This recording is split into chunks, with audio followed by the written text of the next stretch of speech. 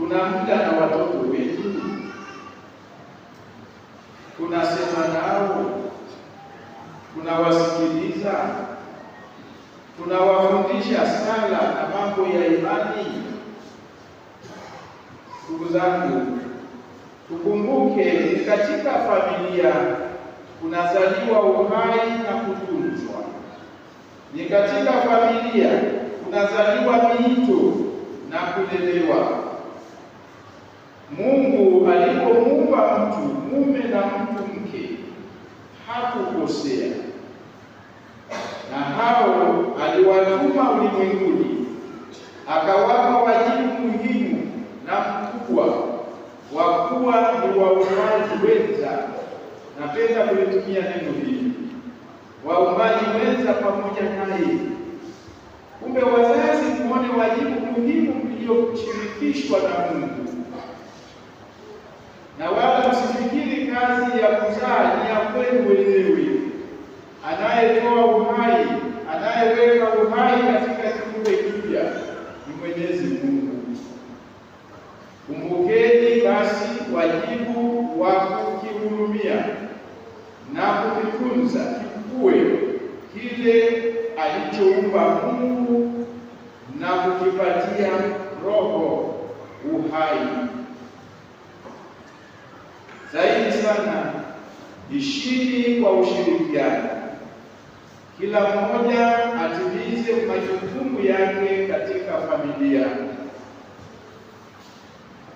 Jihadharini na itikadi zinazodai mambo yanayokwenda kinyume na mpango wa Mungu na kujidai eti ni haki, ni uhuru na ukombozi. Kamwe mwanamke asitafute kuwa mwanamume na mwanamume asitafute kuwa mwanamke. Ulimwengu umekengeuka na hayo yapo.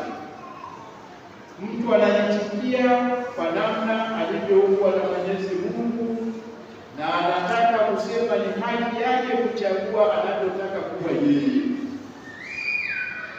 Ikumbukwe kuwa ujinsia huu si muundo na mpango wa binadamu, bali ni wa asili na unaendana na mpango wa kibiolojia na maumbile ya kila mmoja kadiri ya mpango wake Mungu mwenyewe.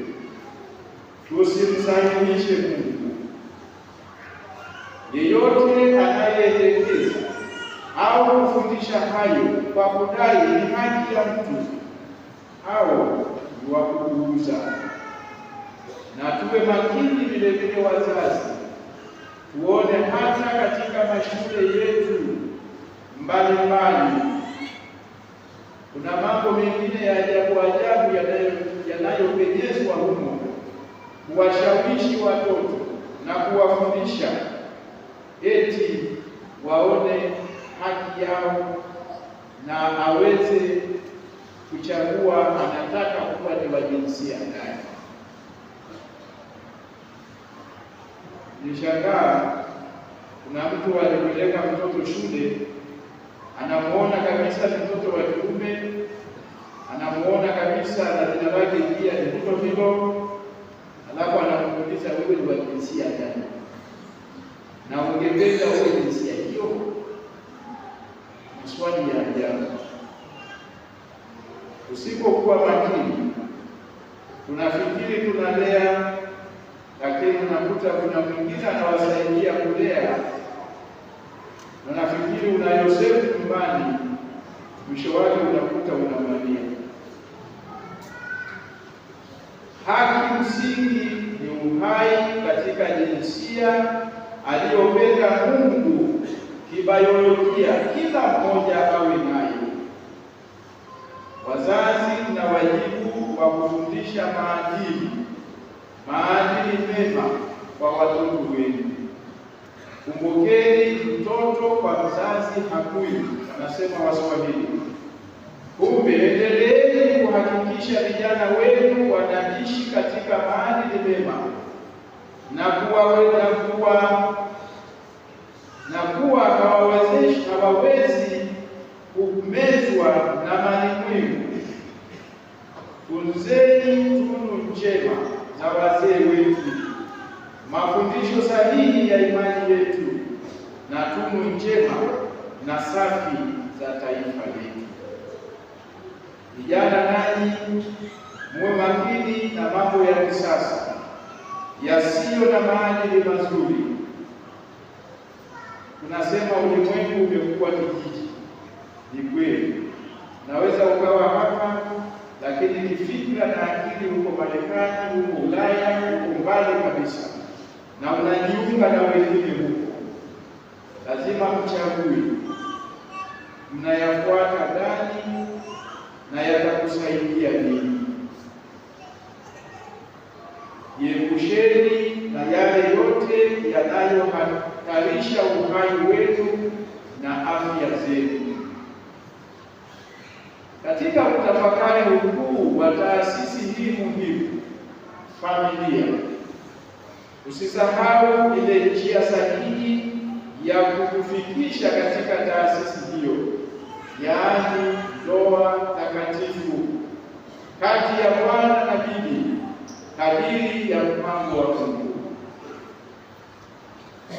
Tufuate mafundisho sahihi, mafundisho ya uchumba, tuelewe vizuri, tufahamiane pia, na hata wazazi wetu wafahamu kwamba huyu anataka kwenda kuchukulia kwenye familia fulani. Siku hizi na maendeleo yaliyopo, sipokuwa makini unakuja kuoa ambaye hapaswi kuoa. Wengine wanaoa hata kwenye mitandao, wala hawajawahi kuoana. Nasema na mchumba anakuja nyumbani kesho, unakuta ni mkubwa wako. Vijana, pengine pendeni maisha ya utakatifu, na kwa kuingia katika maisha ya familia na kushiriki utume muhimu anaopenda kuwashirikisha Mwenyezi Mungu, wa kuwa pia na ninyi ni waumbaji wenza pamoja naye. Sikubali kuingia humo kiholela, kienyeji, bali itikeni mwito unaowaalika kutangaza na kushuhudia ukweli, uzuri, utakatifu na dhamana ya maisha ya ndoa na familia ndani ya kanisa na jamii katika ujumla wake. Kumbukeni ukweli kwamba Wakristo waliofunga ndoa wanaonesha na kushiriki fumbo la umoja na upendo ulio kati ya Kristo na kanisa lake kwa njia ya sakramenti ya ndoa.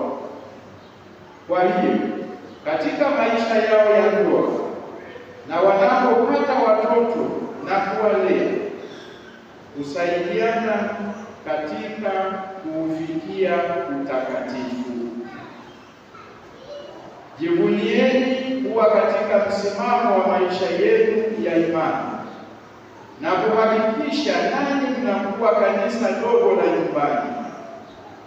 Kumbukeni kuchukuana tu kienyeji, mnakosa hadhi ya baraka ya kuwa ni shule ya utakatifu, haki, amani, upendo na mshikamano, mahali pa kujifunzia fadhila mbalimbali za Kikristo, kiutu na kijamii vinavyopatikana kwenye familia, tena inayoiga mfano wa hii familia takatifu tunayoadhimisha sikukuu yake leo. Ushauri wangu kwa ambao bado hamjaingia katika maisha ya ndoa na familia, fanyeni maamuzi ya kina, huku mkimuomba Mungu Roho Mtakatifu awape wachumba wema.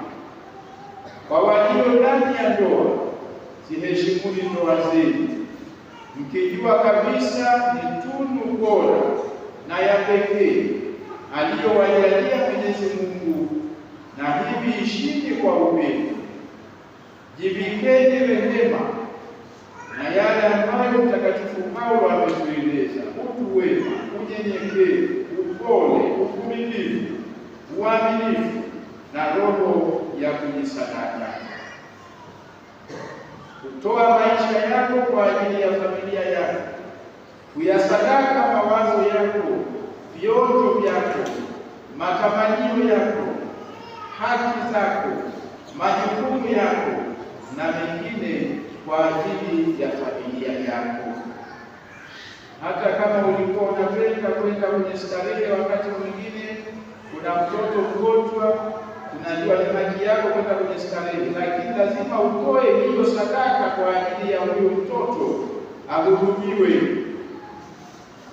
Uwe na muda na wanafamilia na mwenzako wa ndoa. Ikitokea mmekosana au mmekoseana, ombaneni msamaha, maisha yaendelee. Bado hamjawa watakatifu, tunaendelea na mnaendelea kupambana kufikia utakatifu. Na hata watakatifu wengi na wao walikuwa ni wadhambi, lakini waliojua kutubu, waliojua kusamehe. Na sisi tuige mifano bora kutoka kwa watakatifu ambao nao waliiga mifano bora ya familia takatifu, hasa wale watakatifu ambao waliishi katika maisha ya familia. Tunapaswa kufanya nini katika sherehe hii ya familia takatifu? Awali ya yote, kumshukuru Mungu kwa zawadi na tunu hii kubwa hivi, na pili ni siku ya kuwashukuru na kuwapongeza wazazi na walezi. Kila binadamu yuko jinsi alivyo kwa msaada wa familia yake au za wengine. Hivyo hatuna budi kuwakumbuka wazazi wetu na kuwashukuru, lakini zaidi sana kuwaombea walio wazee. Mungu awaimarishe katika uzee wao, huku tukiwasaidia katika uzee wao, ili tujipatie neema na baraka mbele za Mungu. Ni amri ya Mwenyezi Mungu. Wapende wazazi wenu ili tuweze kupata nini? Ili tupate nini? Tunapata na heri pia na umri pia. Wale waliotutangulia mbele za haki tuwaombee, ili Mungu awapokee katika uzima wa milele. Kwa wanandoa, sherehe hii iwe ni siku ya kila mmoja kumshukuru mwenzi wake wa ndoa. Mkumbuke mume wako, mkumbuke mke wako na kumshukuru kwa upendo anaokuonesha, kwa kuwavumilia na kusamehe mlipokoseana. Maana maisha ya ndoa na maisha kwa ujumla daima yanahitaji uvumilivu. Lakini pia hii ni siku ya wazazi kuwashukuru na kuwapongeza watoto, kwa maana wanayo nafasi kubwa sana katika ustawi wa familia. Watoto ni kiungo kikubwa sana cha wazazi, baba na mama, na ni sababu ya furaha katika familia. Hivyo wanafamilia, mshukuruni Mungu kwa zawadi ya watoto aliowajalia, kwa kuwalea vyema